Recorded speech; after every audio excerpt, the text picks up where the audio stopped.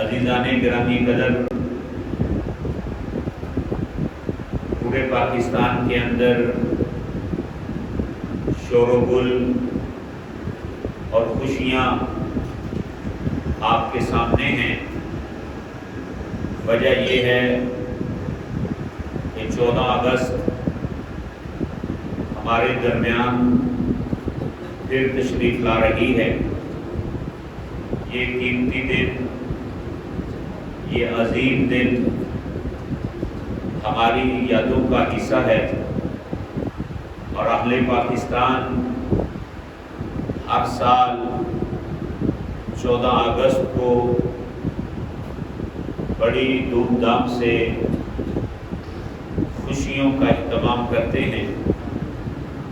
بندہ نچیز نے بھی اس کے اندر حصہ ڈالنا ضروری اور اہم سمجھا، جس کے لحاظ سے آج یہ موضوع بیان ہو رہا ہے۔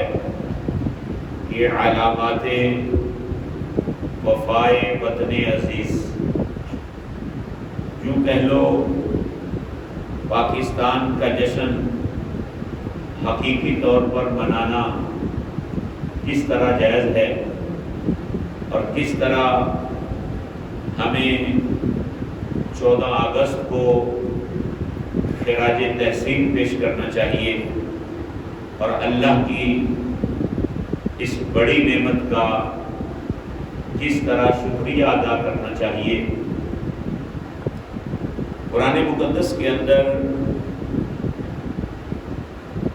جہاں بہت سارے احکام کا حکم ہے،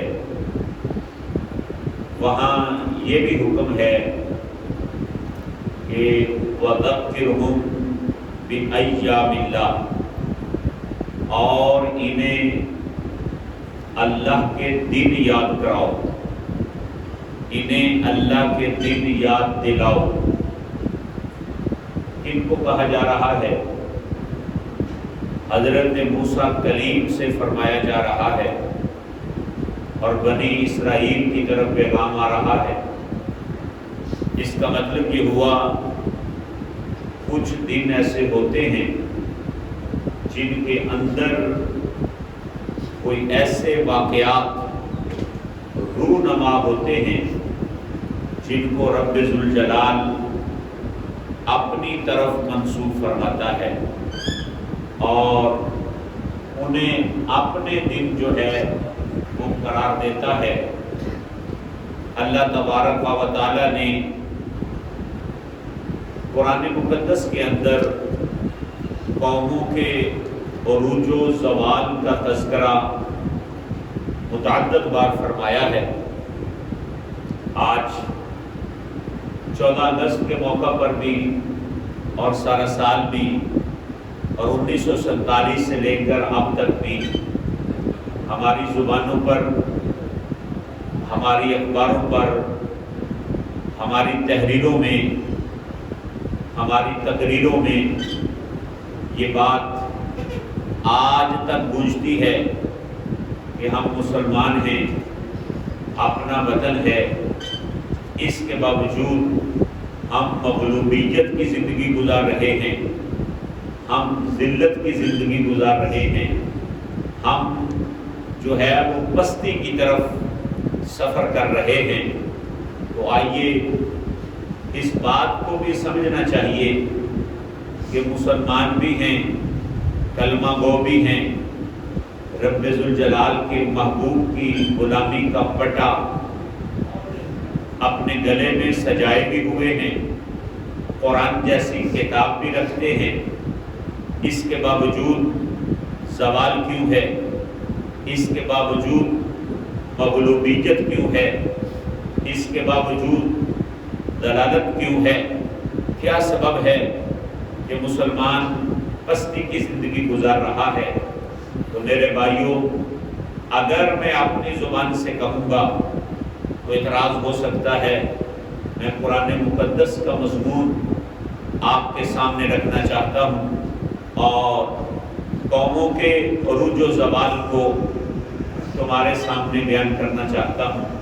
میں یہ عرض کر رہا ہوں رب ذوالجلال نے تکرار کے ساتھ کئی بار قرآن مقدس کے اندر عزت و ذلت، اقبال و ادبار، جزا و سزا، قومی و اجتماعی کردار کو اور اچھے برے کردار کو رب ذوالجلال نے تذکرہ فرمایا ہے۔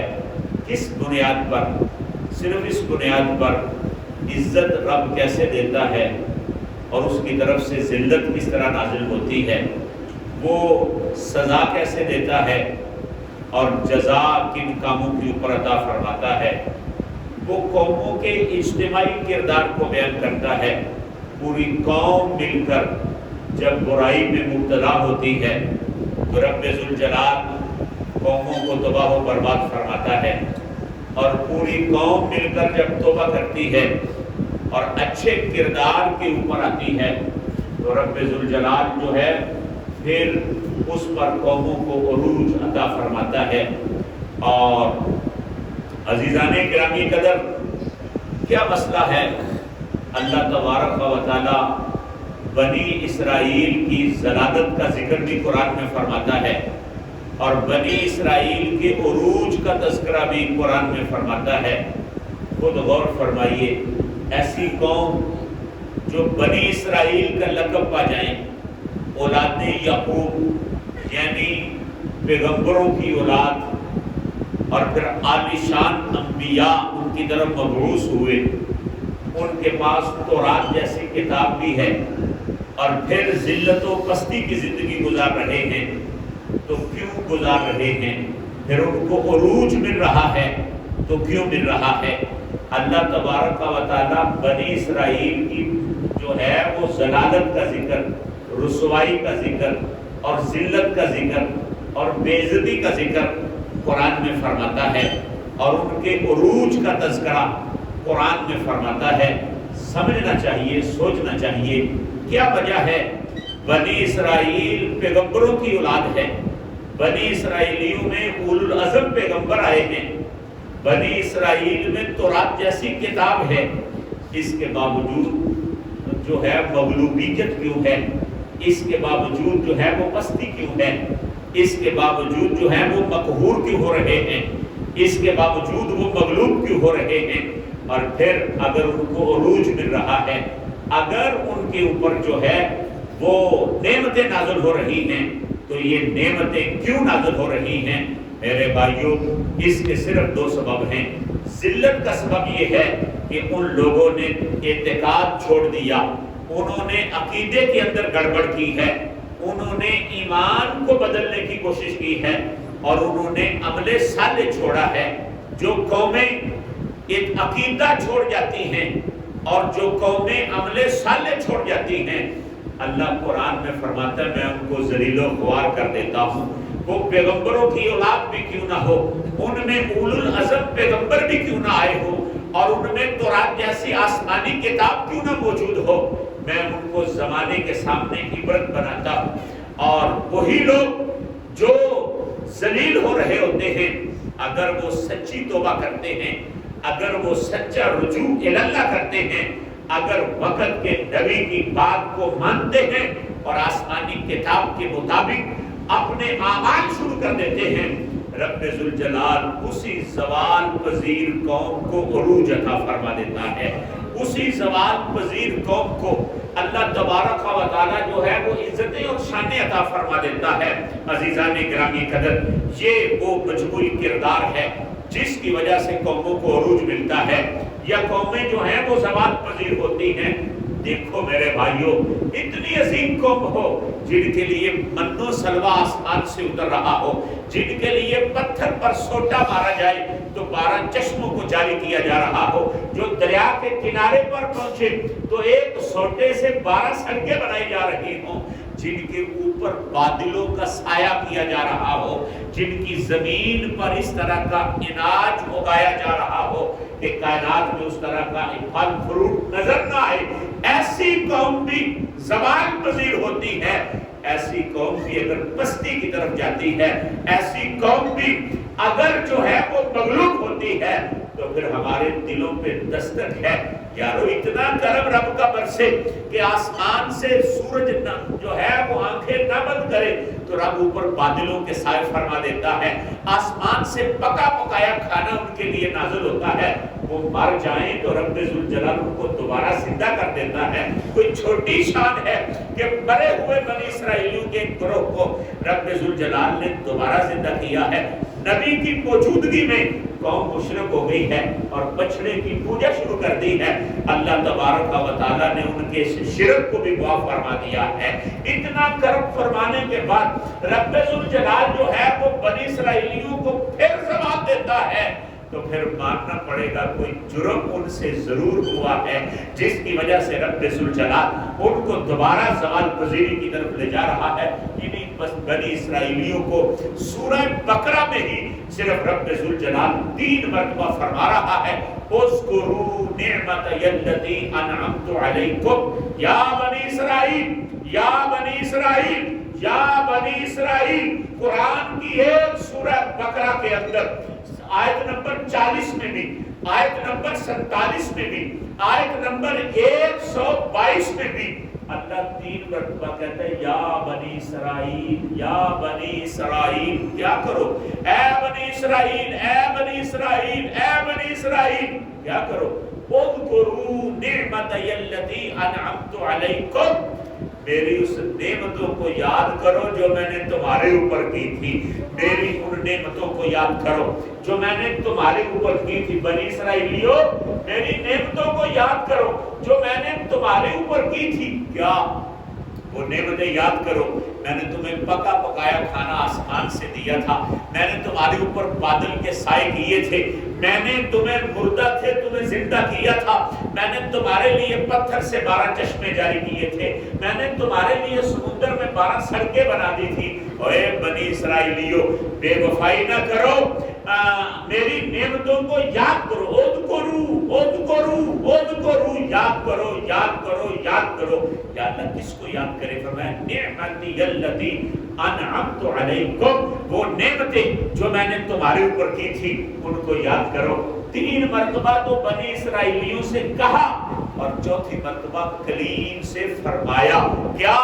وذکرہم بأیام اللہ، اے میرے کلیم ان کو اللہ کے دن یاد کرواؤ، اللہ کے دنوں کی یاد دلاؤ۔ وَلَقَدْ أَرْسَلْنَا مُوسَىٰ بِآيَاتِنَا، اللہ فرماتا ہے ہم نے موسیٰ علیہ السلام کو اپنی آیات کے ساتھ بھیجا ہے، ہم نے کلیم کو اپنی نشانیاں دے کر بھیجا ہے۔ اب کلیم کا کام کیا ہے؟ ان اخرج قومک من الظلمات الى النور، میرے کلیم کا کام یہ ہے کہ وہ ظلمت سے ان کو نکال کر نور میں لے کر آئے گا۔ ان اخرج قومک من الظلمات الى النور، اپنی قوم کو ظلمت سے نکالو اور نور کی طرف لے کر آؤ، ظلمت سے نکالو نور کی طرف لے کر آؤ، ظلمت سے نکالو نور کی طرف لے کر آؤ۔ وذکرہم بأیام اللہ، اور انہیں اللہ کے دنوں کی یاد دلاؤ، اللہ کے دنوں کی یاد دلاؤ، انہیں اللہ کے دنوں کی یاد دلاؤ۔ وہ کون سے دن ہیں جن کی یاد دلانے کا حکم دیا جا رہا ہے؟ ایام اللہ سے مراد کیا ہے؟ کن کو ایام اللہ کہا جا رہا ہے؟ کون ہیں جن کو ایام اللہ کہتے ہیں؟ مفسرین کرام نے ایام اللہ کی 3 تفسیریں کی ہیں۔ کہنے لگے ایام اللہ سے مراد وہ دن ہیں جس میں اللہ اپنی نعمت کو نازل کرے، وہ ایام اللہ ہے۔ اور دوسری بات، ایام اللہ سے مراد یہ ہے جس دن میں بڑے بڑے واقعات ہوتے ہیں، رب ذوالجلال ان کو بھی ایام اللہ سے جو ہے وہ تعبیر فرماتا ہے۔ جن دنوں کے اندر بڑے بڑے واقعات رونما ہو جائے، اللہ ان کو بھی جو ہے وہ اپنے ایام اللہ سے تعبیر کرتا ہے۔ اور تیسری تفسیر یہ ہے جب بندوں پہ اللہ اپنے انعامات فرماتا ہے، انعام الہی کا نزول ہوتا ہے، ان دنوں کو رب ذوالجلال ایام اللہ کہتا ہے۔ پہلے تو بنی اسرائیل کو 3 مرتبہ کہا اذکروا نعمتی التی انعمت علیکم، اور پھر 4تھی مرتبہ حضرت کلیم سے کہا وذکرہم بأیام اللہ، انہیں اللہ کے دنوں کی یاد دلاؤ، انہیں اللہ کے دنوں کی یاد دلاؤ، انہیں اللہ کے دنوں کی یاد دلاؤ۔ اللہ کے دنوں سے کیا مراد؟ وہ دن جس میں نعمت نعمتیں نازل ہوئی، وہ دن جس میں بڑے بڑے واقعات نازل ہوئے، وہ دن جس میں اللہ نے آسمان سے پکا پکایا کھانا بھیجا، وہ دن اللہ کی نعمت کا دن ہے۔ اور جس دن میں رب ذوالجلال نے بنی اسرائیلیوں کو فرعون سے نجات دلوائی، وہ دن جو ہے وہ اللہ کے دنوں میں سے ہے۔ اللہ فرماتا ہے اے میرے کلیم، ان کو اللہ کے دنوں کی یاد دلاؤ اور انہیں بتاؤ، وہ وقت یاد کرو جب فرعون تمہارے بچوں کو ذبح کرتا تھا اور تمہاری بیٹیوں کو زندہ رکھتا تھا۔ انہیں وہ دن یاد کرواؤ جب تم کھانے پینے کا مطالبہ کرتے تھے تو رب تمہارے لیے آسمان سے من و سلوہ نازل کرتا تھا۔ انہیں وہ دن یاد کرواؤ جب تمہارے لیے چھاؤں کا بندوبست نہیں تھا، رب تمہارے سروں کے اوپر بادلوں کے سائے کرتا تھا۔ انہیں میرے دن یاد کرواؤ۔ یا اللہ پھر کیا ہوگا؟ فرمایا اِنَّ ذَلِكَ لَآيَاتٍ، ان دنوں میں نشانیاں ہیں، ان دنوں میں نشانیاں ہیں۔ یا اللہ کن کے لیے؟ فرمایا لِكُلِّ صَبَّارٍ شَكُورٍ، ہر صبر کرنے والے کے واسطے اور ہر شکر کرنے والے کے واسطے۔ یہ جو ایام اللہ کی یاد ہے نا، یہ کیوں منائی جاتی ہے؟ فرمایا اس کے اندر نشانیاں ہیں، نشانیاں، نشانی نہیں، اس کے اندر نشانیاں ہیں۔ کس کی نشانیاں ہیں؟ یا اللہ کس کی نشانیاں ہیں؟ فرمایا نشانیاں تو میری ہیں۔ یا اللہ ہیں کن کے لیے؟ فرمایا ہیں تو سارے میرے ہی بندے، پر ہر ایک کے لیے نہیں۔ یا اللہ کن کے لیے؟ فرمایا لِكُلِّ صَبَّارٍ شَكُورٍ، وہ جو صبر کرنے والے بندے ہیں ان کے لیے نشانیاں ہیں، وہ جو شکر کرنے والے بندے ہیں ان کے لیے نشانیاں ہیں۔ بنی اسرائیل کے لیے جو ہے وہ فرمایا جا رہا ہے کہ ان کو میرے دنوں کی یاد دلاؤ، اور ان دنوں کے اندر جو ہے وہ میری نشانیاں موجود ہیں، نشانیاں، وہ میری نشانیاں موجود ہیں۔ یا اللہ کس کے لیے؟ فرمایا بگوڑے کے لیے نہیں، متکبر کے لیے نہیں، اس کے لیے ہیں جو صبر کے پیالے پیتے ہیں، اس کے لیے جس پر نعمت برسے تو شکر ادا کرتے ہیں۔ عزیزان گرامی قدر، قوم موسیٰ کو ایام اللہ کی یاد دلانے کا حکم دیا جا رہا ہے۔ اللہ کے دنوں کی یاد دلاؤ۔ کس کو؟ قوم موسیٰ کو۔ اللہ کے دن کون سے ہوتے ہیں؟ جو نعمت والے ہوتے ہیں۔ اللہ کے دن کون سے ہوتے ہیں؟ جو بڑے بڑے واقعات والے ہوتے ہیں۔ اللہ فرماتا ہے کہ قوم موسیٰ کو میرے دنوں کی یاد دلاؤ۔ ان دنوں میں کیا ہوا تھا؟ قرآن کی زبان سے سن لو۔ اِذْ أَنْجَاكُمْ مِنْ آلِ فِرْعَوْنَ، فرمایا یہ دن وہ ہیں جن دنوں میں نے ان کو فرعونیوں سے نجات عطا فرمائی تھی۔ جن دنوں میں، جس دن میں نے انہیں فرعون اور فرعونیوں سے نجات عطا فرمائی تھی۔ یارو کوئی چھوٹی بات ہے؟ وہ فرعون جو بچے ذبح کرتا ہے اور بچیوں کو زندہ رکھتا ہے، وہ فرعون جو رب بنا ہوا ہے، وہ فرعون کے درباری جو اپنا کوئی ثانی نہیں سمجھتے، ملک ان کا، حکومت ان کی، ریاست ان کی، قانون ان کا، ظلمیت ان کی اور مال ان کا، ہر چیز کے مالک وہ ہیں۔ مغلوب ہیں بنی اسرائیل، مغلوب ہیں اولاد یعقوب، پر میں اللہ کی شان پہ قربان جاؤں، جو مغلوب تھے رب نے ان کو غلبہ دے دیا، اور جو غالب تھے رب نے ان کو مغلوب کر دیا، اور جو ملک کے وارث تھے رب نے انہیں تہہ خاک کر دیا، اور جو غلامی کی زندگی گزار رہے تھے رب نے انہیں بادشاہ بنا دیا۔ اللہ کی شان ہے کہ وہ کمزوروں کو طاقت عطا فرماتا ہے۔ اب جب ان کو یہ شان ملی نا کہ جس ملک میں وہ غلامی کی زندگی گزار رہے تھے اور جو ہے وہ ذلت کی زندگی گزار رہے تھے، رب فرماتا ہے میرے کلیم ان کو وہ میرے دن یاد کرواؤ جب سارا دن مزدوری کرتے تھے، اپنے بیٹوں کو چھپاتے تھے اور فرعون ان کو ذبح کرتا تھا۔ ان دنوں کی یاد دلاؤ۔ اب توجہ رکھو میری طرف۔ اسرائیلیوں کو فرعون سے نجات ملتی ہے، وہ دن یاد رکھنے کا رب حکم دیتا ہے، اور جس دن مسلمانوں کو ہندوؤں سے نجات ملتی ہے وہ دن بھی یاد رکھنے کے وہ دن 14 اگست بھی یاد رکھنے کے قابل ہے، جس دن فرعونیوں سے نجات ملے۔ کن کو؟ بنی اسرائیلیوں کو۔ اللہ فرماتا ہے وہ دن یاد کرو، اور میں کہتا ہوں جس دن میں بنی اسرائیلیوں سے نجات، بنی اسرائیلیوں کو نجات ملے، وہ دن یاد رکھنے کا حکم ہے، تو جس دن پاکستان ملے وہ 14 اگست بھی یاد رکھنے کا دن ہے۔ اب اس کو یاد کیا رکھنا ہے؟ عزیزان گرامی قدر، جو نعمت کی قدر نہ کرے اللہ پھر ان کے اوپر زوال لاتا ہے۔ پھر بنی اسرائیلیوں نے اس نعمت کی قدر نہیں کی تو اللہ نے کیا فرمایا؟ فرمایا وَاتَّقُوا يَوْمًا، اگر نعمت کی قدر نہ کرو گے تو اس دن سے ڈرو۔ توجہ ہے کہ نہیں؟ فرمایا اگر نعمت کی قدر نہ کی تو پھر وَاتَّقُوا يَوْمًا، اس دن سے ڈر جاؤ۔ یا اللہ کون سا دن؟ فرمایا جس دن کے اندر 4 طرح کی تذلیل ہوگی تمہاری۔ 4 طرح کی تذلیل کون کون سی؟ لا تجزی نفس عن نفس شیئا ولا یقبل منہ شفاعہ ولا یؤخذ منہ عدل ولا هم ینصرون۔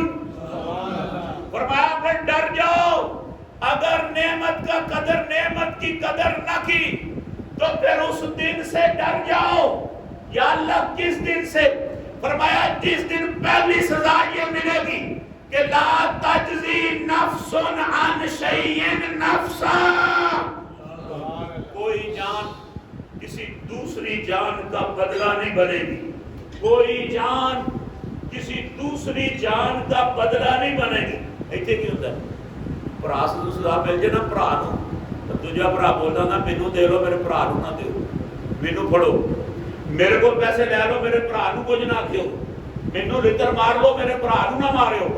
اللہ فرماتا ہے اوتھے بھرا کے کام نہیں آئے گا، باپ بیٹے کے کام نہیں آئے گا، بیٹا باپ کے کام نہیں آئے گا۔ لا تجزی نفس عن نفس شیئا، کوئی جان کسی دوسری جان کا بدلہ نہیں بنے گی۔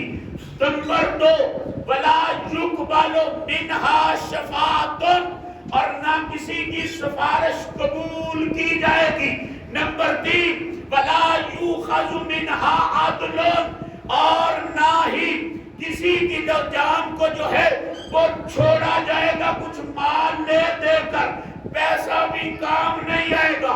ولا هم ینصرون، اور کسی کی مدد بھی نہیں کی جائے گی۔ وہ دن کون سا ہے؟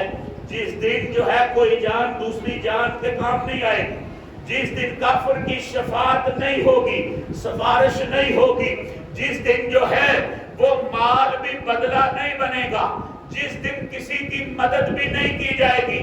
اگر نعمت کی قدر نہ کی تو پھر اس دن سے ڈر جاؤ۔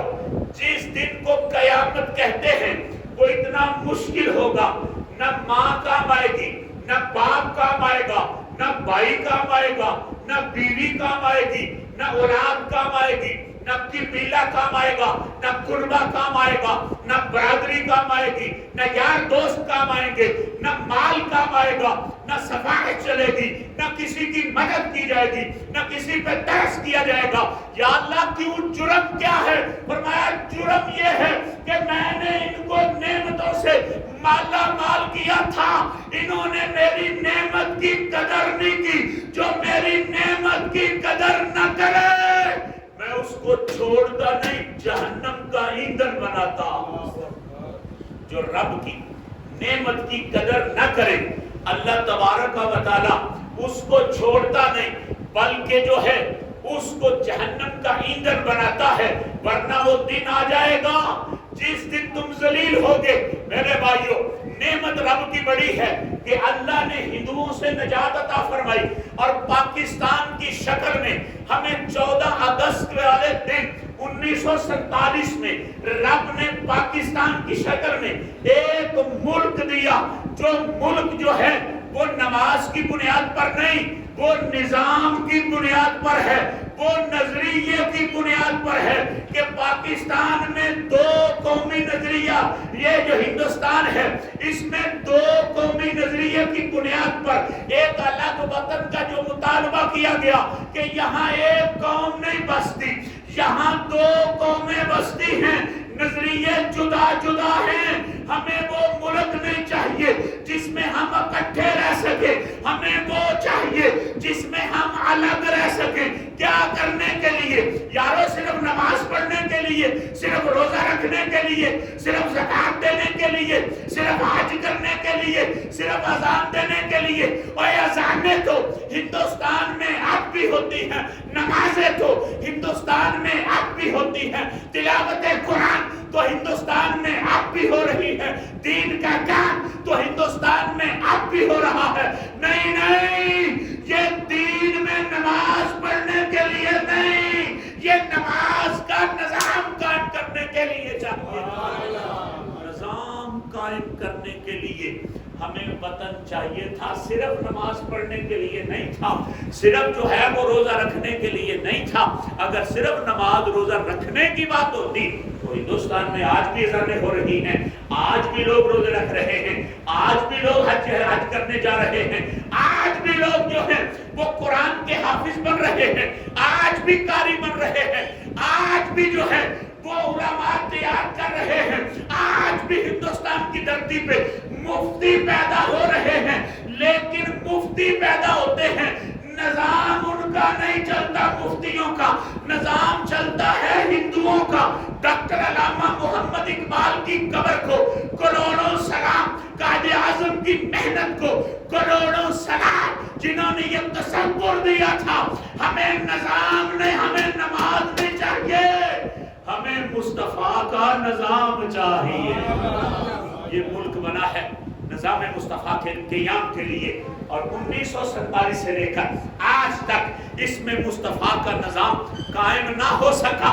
عزیزان گرامی قدر، پھر نعمت کی ناشکری ہے۔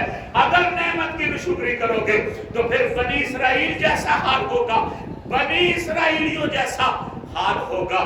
آؤ مل کر اس نظام کے تحت کوئی کام ایسا کر جائیں جس میں ہم بھی اپنے اللہ کے شکر گزار بندے بن جائیں، اور جو بندے رب کا شکریہ ادا کرتے ہیں نا، اللہ کو اتنے پیارے لگتے ہیں کہ رب ذوالجلال ان کا ذکر قرآن میں کرتا ہے۔ اللہ تبارک و تعالیٰ اپنے دو بندوں کا ذکر قرآن میں کرتا ہے، کس لیے؟ فرمایا اس لیے کہ وہ نعمتوں کا شکر ادا کرنے والے تھے۔ حضرت نوح علیہ السلام کو اللہ قرآن میں کہتا ہے انہو کانا عبداً شکورا۔ فرمایا نوح علیہ السلام کو میرا چھوٹا بندہ، نوح علیہ السلام کوئی چھوٹا بندہ نہیں۔ اچھا، نوح علیہ السلام آئے تھے نا دنیا میں، 950 سال تبلیغ کی ہے، بندے کتنے مسلمان ہوئے؟ 80، اور بڑھا لو 100 کر لو، اور بڑھا لو 120 کر لو، 200 کر لو، 950 سال میں بندے 100-200 مسلمان ہوئے۔ پتہ چلا خدا جمہوری خدا نہیں، جس کے ووٹ زیادہ ہوں وہ تخت پر بیٹھے گا اور وہ وزیر اعظم بنے گا۔ اللہ جو ہے وہ جمہوری خدا نہیں، نہ وہ نتیجوں کو دیکھتا ہے کہ نتیجہ کیا ہے، وہ تو دلوں کو دیکھتا ہے۔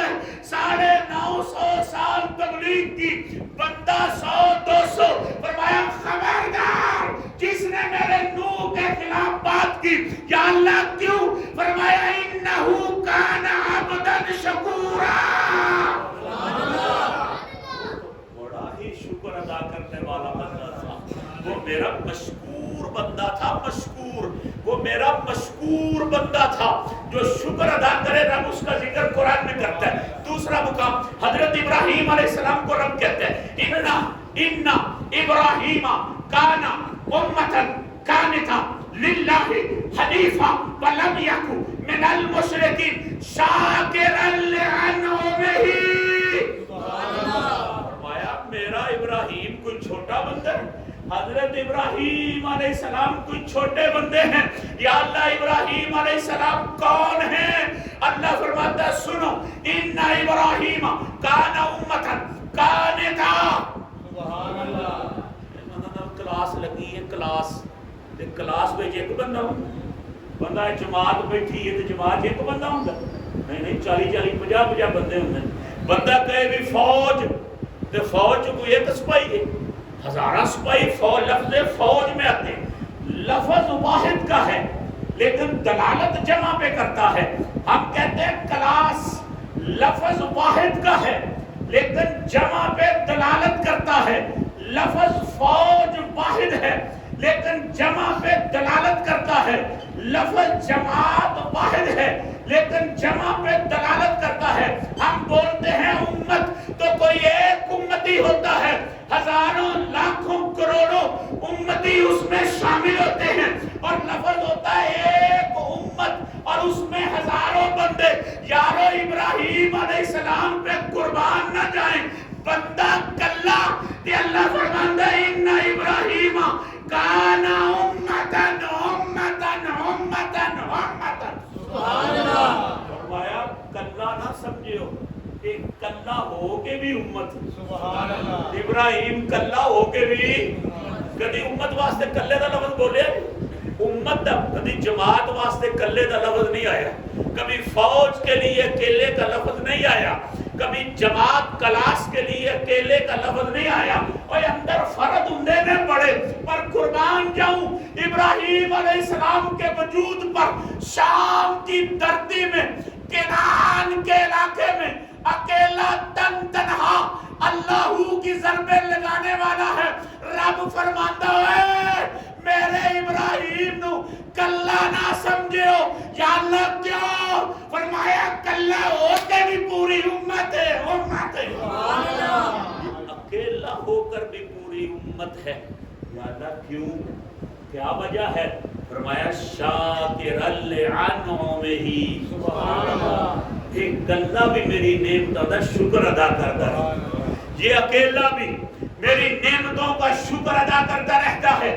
پتا چلا قرآن میں دو بندے، حضرت نوح علیہ السلام فرماتا ہے انہو کان عبدا شکورا، حضرت ابراہیم رب فرماتا ہے شاکر لانعمہ۔ آؤ مصطفیٰ کی باری آئی نا، میرے کریم مصلی پہ آتے ہیں، پاؤں سوج کر اتنے اتنے بڑے ہو جاتے ہیں، آقا کونین ساری ساری رات مصلی پہ رہتے ہیں۔ اما جی عائشہ صدیقہ بنت صدیق سچے باپ کی سچی بیٹی دیکھ نہیں سکتی تو دیکھ کے عرض کرتی آقا رب کے حبیب بھی ہو، لواء الحمد کا جھنڈا بھی آپ کے پاس ہوگا اور مقام محمود پر قدم بھی آپ کا ہوگا، آپ سارے نبیوں کے سردار بن کر آئے ہیں، آقا کچھ آرام بھی کیا کرو، دیکھو آپ کے پاؤں کے کیا حال ہو گیا۔ میرے نبی کا جواب سنو، یہ دل کی تختی پہ لکھو۔ فرمایا عائشہ بات تیری سچی ہے پر مجھے بتا افلا اکون عبدا شکورا۔ اونچا بولو سبحان اللہ، اونچی بات سے کہو سبحان اللہ۔ فرمایا عائشہ بات تیری سچی ہے، میں رب کا حبیب ہوں، بات تیری سچی ہے، میرا قدم مقام محمود پہ ہوگا، بات تیری سچی ہے، میں نبیوں کا سردار بن کے آیا ہوں، بات تیری سچی ہے، لواء الحمد کا جھنڈا میرے ہاتھ میں ہوگا، بات تیری سچی ہے، بچے گا وہ جو لواء الحمد کے جھنڈے کے نیچے ہوگا، پر منو دس جیسے رب دیے میرے اتے نے کرم نے میں ودا شکر گزار بندہ نہ بنا۔ اس رب کے میرے اوپر اتنے کرم ہیں، میں اس کا شکر گزار بندہ نہ بنا۔ پتہ چلا جن پر نعمتیں ہوتی ہیں وہ اللہ کا شکر گزار بن جاتے ہیں، اللہ کے شکر گزار بنتے ہیں، رب کے شکر گزار وہ بن جاتے ہیں۔ جو بندے پر رب کی نعمت ہو، بندہ نسلی ہو، بندہ اصلی ہو، نسلہ یاد رکھ دیا نا، نیکیاں نو نسلہ یاد رکھ دیا نے، بندہ نسلی ہوئے تے بندہ اصلی ہوئے تے نعمتاں نو یاد رکھ دے۔ رب کعبہ دی قسم اللہ نے دنیا بڑی بنائی ہے تے ہر نبی نو رب نے امت دتی ہے، پر جیڑا کرم اس امت تے کیتا سنا کسے امت تے نہیں سو کیتا۔ مستدرک علی الحاکم کی بھی حدیث ہے، حلیت الاولیاء کی بھی حدیث ہے، حضرت ابو دردہ راوی نے آپ فرماتے نے آقا نے فرمایا رب نے حضرت عیسیٰ علیہ السلام نو مخاطب کر کے فرمایا عیسیٰ تیری امت کے بعد میں ایسی امت بھیجنے والا ہوں، اس امت کی شان یہ ہے جب بھی ان پر میرا کرم ہوگا وہ امت کیا کرے گی؟ وہ میری حمدیں بیان کرتی رہے گی، وہ میری حمدیں بیان کرتی رہے گی، وہ میری بارگاہ میں گڑگڑاتی رہے گی، وہ میری بارگاہ میں آنسو بہاتی رہے گی۔ کون؟ فرمایا وہ امت جو میں آخری نبی کو دینے والا ہوں، وہ امت جو ہے جب ان کو کوئی نعمت ملے گی وہ اس نعمت کا شکریہ ادا کرے۔ اگلا جملہ سننے والا فرمایا سن لو، ان کا علم بھی ذاتی نہیں ہوگا، ان کا علم بھی ذاتی نہیں ہوگا۔ ابھی نہیں بات تم سمجھے، سنو سنو سنو، رب کہہ رہا ہے محمد عربی صلی اللہ علیہ وآلہ وسلم کی زبان ہے اور حضرت عیسیٰ سے کلام ہو رہا ہے۔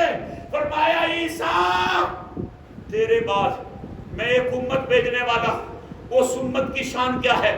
جب بھی ان کے اوپر میرا کرم برسے گا وہ میری حمدیں بیان کرے گی۔ اور اگلی بات یہ ہے ان کا علم بھی ذاتی نہیں ہوگا، ان کا علم بھی ذاتی نہیں ہوگا۔ یہ بات تم نہیں حضرت عیسیٰ نے سنی تو بھڑک گئے، رب ذوالجلال سے پوچھا مالکا پھر بتا ان کا علم کہاں سے آئے گا، ان کا علم کہاں سے آئے گا؟ ادھر سے آواز آئی عیسیٰ میرے محبوب کی وہ امت ایسی ہے کہ ان کے ساتھ میرا پیار ایسا ہے اپنا علم بھی ان کو عطا کروں گا، اپنا علم بھی ان کو عطا کروں گا، میں اپنا علم ان کو عطا کروں گا، میں اپنا علم ان کو عطا کروں گا۔ ایویں حسین رضی اللہ تعالیٰ عنہ نے سارا کنبہ جا کے کربلا کے کوہاش کرے تے شکوے دا ایک لفظ نے زبان چو کڑے، شکوے دا ایک لفظ نے فرزدق ملیا، فرزدق شاعر بنو امیہ دے بادشاہاں دا شاعری لکھنے والا فرزدق حضرت امام حسین رضی اللہ تعالیٰ عنہ جا رہے تھے نا مکے سے کوفے کی طرف، راستے میں سینٹر میں ملا تو حضرت امام حسین نے فرمایا ادھر آنا، کوفے کے حالات سنا کیسے؟ اس نے کہا حالات یہ ہیں کہ کوفے کی طرف قدم بڑھانا بند کر دو۔ آپ نے فرمایا کیوں ہے؟ اس نے کہا اس لیے کہ میں کوفے کے مین چوک میں تمہارے بھائی مسلم بن عقیل کی لاش کو لٹکتے ہوئے دیکھ کے آیا۔ البدایہ والنہایہ اٹھا کر دیکھو، تاریخ کی کتب اٹھا کر دیکھو۔ فرزدق کہتا ہے پیچھے مڑ جاؤ۔ پوچھا کیوں؟ آپ نے فرمایا کیوں؟ فرزدق عرض کردہ سونیا تو مصطفیٰ دا نواسہ تر جا پیچھے۔ آپ نے پوچھا کیوں جاواں؟ انہیں آکھیا میں کوفے دے چوک دے وچ تو آنے برام مسلم بن عقیل دی لاش نو لٹکیاں ویکھ کے آیا۔ فرمایا پاویں تو لٹکیاں ویکھ کے آئے ایک قدم کٹ سکدے نے واپس نہیں جا سکتے، نہیں جا سکتے۔ فرزدق دی گل سن، انہاں کہا جب پیچھا نہیں جے نہ مڑنا تے پھر تقدیر تانوں کھچ کھچ کے لے جان دے گی۔ ایک اپنی گلاں کر بندے اللہ کرے سارے محفوظ رہیے، کدی اس طرح ہوندا ہے بندے دا ایکسیڈنٹ ہو جاتا تے او سناندا تو جا میں جا ہویا کی، انہیں کہا یار ہونا کی ہے؟ میرا منڈا ہوتا ہی چلیے میں 50 باری ڈکیا نہ جائی، پر تقدیر نہ کھچ کھچ کے لئی جان دئی سی، تقدیر کھچ کھچ کے لئی جان دئی سی، یہ وقوع ہونا سی کہاں چلا گیا۔ فرزدق نے آکھیا امام اگر آپ مڑے نہ تو پھر تقدیر کھینچ کے آپ کو لے جا رہی ہے ادھر۔ اب سنو میرے امام کا جملہ، یہ ہوتے ہیں امام۔ امام نے فرمایا چپ کر جا، ہون تقدیر دا نانا نہیں۔ آپ نے پوچھا کیوں؟ فرمایا حسین ہوگے جڑا تقدیر تے صبر کرنے واسطے آیا تے سن جے تقدیر تقدیر میرے حق چ نازل ہوئی میں نانے دا دین اگر تخت لے آیا تے نظام مصطفیٰ نو قائم کر لیا تے کنجریاں پھر بھی نہیں جان لگا بلکہ شکر کر دیا تے سجدے کر دیا حسین ساری عمر کٹ چھڑے گا تے جے میرے خلاف نازل ہوئی تے سارا کنبہ کو آگے بھی صبر دے تالے ایتھے لا کے رکھے گا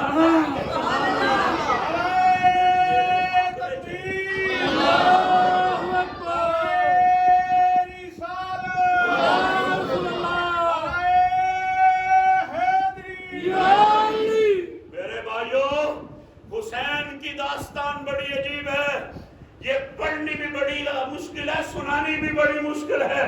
امام حسین فرماتے ہیں اگر تقدیر ہمارے خلاف نازل ہوئی شکوہ پھر بھی نہیں کریں گے، صبر کریں گے، اور اگر ہمارے حق میں نازل ہوئی کنجریاں پھر بھی نہیں نچائیں گے، سجدے کریں گے۔ امام حسین نے بتا دیا مومن وہ ہوتا ہے جو ہر حال میں رب کا شکریہ ادا کرنے والا ہوتا ہے۔ چھوٹی گل سی، اور جڑا 10ویں فجر دی صبح آ کے امام حسین دی صفاں وچ شامل ہے، کوئی معمولی گل سی؟ کتھوں ڈکا لاندا لے قادسیہ دے مقام تو بیزا دے مقام تو ڈکیا تے ڈک دے 1000 فوج 4000 فوج لے کے آیا تے ڈک دے کربلا دے میدان چ لیا سو، پر جدوں اذان ہوندی ہے نا امام پوچھتے ہیں نماز اپنی پڑھنی ہے کہ میرے مگر پڑھنی ہے؟ انہاں کہنے نماز تے پڑھنے مگر ہی پڑھنی، امام تے تسی نماز تمہارے پیچھے پڑھوں گا۔ مورخہ نے لکھا نے کہ حضرت غور نے نا ایک ادب کیتا سی حضرت امام حسین کا، اے جڑا کلمہ انہیں پڑھے ہے نا یہ اس ادب کا نتیجہ جڑا انہیں ادب کیتا سی۔ حضرت امام حسین دا دے دا تکرار ہوا مقام بیزا تھے، مقام بیزا پر اس کی تکرار ہوا، گفتگو ہوئی تو امام حسین نے غصے میں کہا تیری ماں تجھے روئے پتا کیا کہتا ہے، اور تیری ماں تینوں روئے پتا کیا کہتا ہے۔ حضرت امام نے جب یہ غصے سے جملہ بولا نا آگے سے ہر کہتے ہیں حکمران ہوں، طاقت میں ہوں، 4000 فوج بھی پاس ہے، رب کعبہ کی قسم اگر آپ کے علاوہ کوئی مجھے کہتا میں ویسا ہی جملہ لٹاتا جیسا اس نے لٹا تم نے لٹایا ہے، پر میں تجھے نہیں لٹا سکتا۔ پوچھا وہ کیوں؟ فرمایا تو عرض کی تو اس ماں کا بیٹا ہے جس کے قدموں پہ قیامت تک کی مائیں قربان ہوگی۔ لال فاطمہ رضی اللہ تعالیٰ عنہ، آپ حضرت فاطمہ کے لال ہیں، ورنہ میں اسی طرح لٹاتا اب نہیں کہہ سکتا۔ تمام مورخوں نے لکھا پھر 10 محرم دی صبح جڑا آیا نا صرف اس واسطے آیا کہ ماں دا ادب کیتا سبحان اللہ۔ یہ اہل بیت دا رتبہ مرتبہ اہل بیت کی عظمت ہے۔ عزیزان گرامی قدر وہ 10 محرم کو آیا کیوں؟ یارو نمازیں پڑھتا تھا، روزے رکھتا ہے، قرآن پڑھتا ہے، تہجد پڑھتا ہے، راتیں جاگتا ہے، مسلمان ہے، کلمہ گو ہے، اس کے باوجود بھی فجر دے ویلے آگے کیوں؟ اور ہورنوں بھی پتہ ہے میرے کو اذان ہے وے پر حسین نہیں، میرے کو کلمہ ہے وے پر حسین نہیں، میرے کو زکوٰۃ ہے وے پر حسین نہیں، میرے کو دین ہے وے پر اہل بیت نہیں، جدے کو سب کو جو ہے حسین نہ ہوئے اور جنتے نہیں جا سکتا، جہنم جائے گا تے جنت ہو جائے گا جدے دل میں جس کے دل میں حسین ہوگا وہ جائے گا جنت میں۔ میں یہ عرض کر رہا تھا میرا رب فرماتا ہے ایک امت آئے گی جس امت کی شان یہ ہوگی کہ اس کو جتنا دیا جائے گا ہر بار ملنے پہ رب ذوالجلال کا شکریہ ادا کیا جائے گا، اور قرآن کہہ رہا ہے وَذَكِّرْهُمْ بِأَيَّامِ اللَّهِ، اے میرے کلیم ان کو میرے دن یاد کرواؤ۔ قرآن کہتا ہے کلیم ان کو میرے دنوں کی یاد دلاؤ، اور میں نے جملہ بول دیا دوبارہ بول دیتا ہوں، اور جس دن بنی اسرائیل یہ فرعون سے نجات پالے وہ اللہ کے دنوں میں سے ایک دن ہوتا ہے، اور جس دن پاکستانی ہندوؤں سے نجات پا کر پاکستان بنا لے وہ بھی رب کے کرم کے دنوں میں سے ایک دن ہوتا پر پیدا ہونے کول جڑا نعمت دا شکریہ ادا کرے نعمت کا شکریہ نہ ادا کرے وہ لے جاتا ہے واپس وہ ساری نعمتیں واپس لے جاتا ہے اور سن 47 سے بنا ہے آج تک بچہ بھی روتا ہے جوان بھی روتا ہے اس وطن کا کیا بنے گا اس وطن کو کیا ہوگا بڑی دفعہ حکمرانوں سے بھی بات کی ہے لیکن اس جمعے میں آپ سے بات کرنے کو دل چاہتا ہے آؤ اگر حکمران ہمارے ملک کو چاٹ رہے ہیں اگر اس کی دولت کو اپنا خزانہ سمجھتے ہیں اگر اس کی مٹی سے بے وفائی کرتے ہیں آؤ جس طرح جتنا کردار ہم ادا کر سکتے ہیں اپنے وطن کی وفا میں اتنا کردار ادا کر جائے اپنے وطن کی وفا کے اندر اتنا جو ہے وہ کردار ادا کر جائے اس لیے میں وفا کی علامات پڑھنا چاہتا ہوں کس کو وفا کہتے ہیں یہاں تک جو آیا یہ پڑھنے کے لیے آیا کہ وفا کس کو کہتے ہیں وفا کی علامت کیا ہے وفا سب سے پہلے محبت کو کہتے ہیں محبت وطن کی محبت ایمان ہوتی ہے میں نہیں کہتا میرے مصطفیٰ مدینہ شریف گئے نا مکہ چھوڑ کر مدینہ گئے تو رب ذوالجلال کے محبوب نے سنا کہ میرے جو مہاجر ہیں نا مہاجر سیدنا صدیق اکبر جیسے حضرت بلال حبشی جیسے رضی اللہ تعالیٰ عنہما ان کو بخار چڑھنے لگ گیا مکے کی محبت میں کب جائیں گے محبت میں کب واپسی ہوگی مکے میں وطن کی محبت یاد آنے لگی اور فطرتی عمل ہے یاد آتی ہے وطن کی محبت یارو قربان جائیں میرے مصطفیٰ نے ہاتھ اٹھائے مکے کے لیے نہیں مدینے کے لیے اور رب سے یہ نہیں کہا مجھے مکے میں واپس بھیج بلکہ رب سے کہا یا اللہ میری امت نو جنہ پیار مکے نہ لینا او تو دونا پیار مدینے نہ عطا فرما دے میرا وطن ان مدینہ یا اللہ میرا وطن مدینہ تے میری امت نو جنہ پیار مکے نہ لینا اس تو دونا پیار مدینے نہ عطا فرما میرے نبی نے فرمایا ہے جو مدینہ شریف مر سکتا ہو وہ مدینہ میں مر جائے جو مدینہ شریف میں مر سکتا ہو وہ مدینہ شریف میں مر جائے آقا کیوں فرمایا کلمے والا اگر مدینے میں مر جائے تو پھر گھبرائے نا مدینے کی مٹی اسے ضرور جنت عطا فرما دے گی جنت مدینے کی مٹی اسے جنت عطا فرمائے گی میں کہتا ہوں پہلی وفا کیا ہے کہ اس سے محبت کی جائے دوسری وفا اس کی صفائی ستھرائی کا خیال رکھا جائے پاکستان کی صفائی ستھرائی کا خیال رکھا جائے میں کیا کہوں اپنے سامعین کو